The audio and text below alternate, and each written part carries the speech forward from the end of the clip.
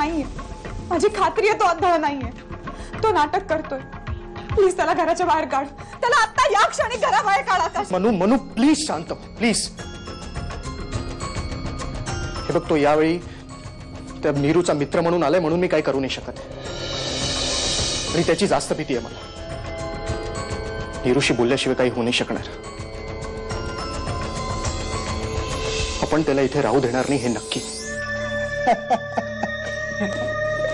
मंगेश, आपला अजून एक प्यादा मेलं. हरकत नाही नीरजा, ते आधी मरतातच. राजासाठी लढत असतात ते. मंगेशजी, मगापासून मी बघतोय तुमचे अंदाज, तुमच्या मूस त्याला तोड नाही. खरंच बाबा, काय सही खेळतात नाही. मी कुठे खेळतोय? खेळतीये तर नीरजा. या धृतराष्ट्रासाठी संजय झाली ती. कोण म्हणेल तुमची दृष्टी नाहीये? हा, तुम्ही मगापासून ज्या स्किलनी खेळताय ना, जबरदस्त. अहो, एखादा डोळस माणूस सुद्धा असा खेळ खेळू शकणार नाही. बाबा असं काय करताय? बुद्धिबळ खेळायला डोळे असण्याची गरज नाही. बुद्धी पुरेशी आहे. आणि डोळे फक्त दृश्य दाखवतात. खेळ इथून खेळला जातो. मी डोळे गमावलेत, बुद्धी नाही. पण तुम्हाला कसं कळतं की कुठला मोहरा आता कुठे उभा आहे आणि त्याला कुठे हलवलं तर काय होईल? मी सांगितलं ना तिला, बुद्धिबळाचा जो पट आहे ना तो माझ्या इथे आहे. नीरजा मला जे जे सांगते ना त्याप्रमाणे मी मोहरे फिरवतोय. मी पुन्हा एकदा त्याच्या ढोंगीपणाला कशी काय फसू शकते? त्याला सोडून मी खूप मोठी चूक तर केली नाहीये ना. माझ्या संसाराला, माझ्या सुखाला संपायला आलाय.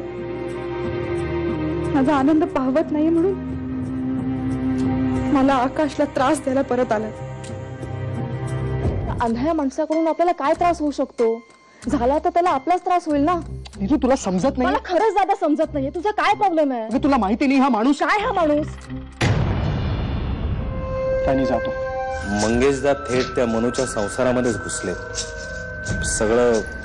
सगळं तर तिथूनच सुरू झालंय ना साहेब. आणि आता तर ते त्यांच्या सुडाची आग तिथे लावणार आहेत. आणि त्या सुडाच्या आगीत त्या मनूच्या संसाराची पार राख रांगोळी होणार आहे. पण मला वाटतं साहेब, मंगेशदांची खेळी सहसा चुकत नाही आणि यावेळेलाही ती चुकेल असं वाटत.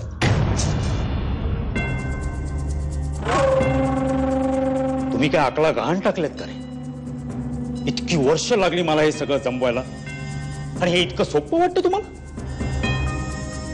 तो मंगेश आत्ता खरा अंधळा झालाय, सुडाना अंधळा झालाय. भ्रष्ट होईल अशानं त्याची बुद्धी.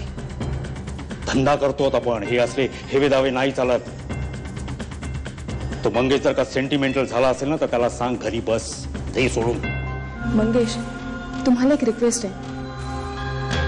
तुमचे डोळे परत आले ना की सगळ्यात आधी तुम्ही माझे फोटोग्राफ्स काढायचे.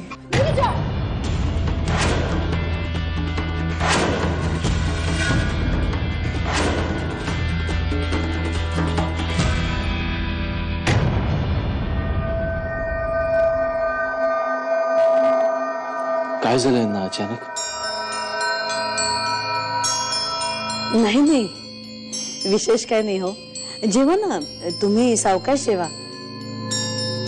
आत्ताच आलेत ना दोघ जण, दमलेत खूप, त्यामुळे अस्वस्थ आहेत थोडेसे. ते थोड्या वेळाने जेवतील. तुम्ही सुरुवात करा. जेवा. नीरजा, बघ त्यांच्याकडे.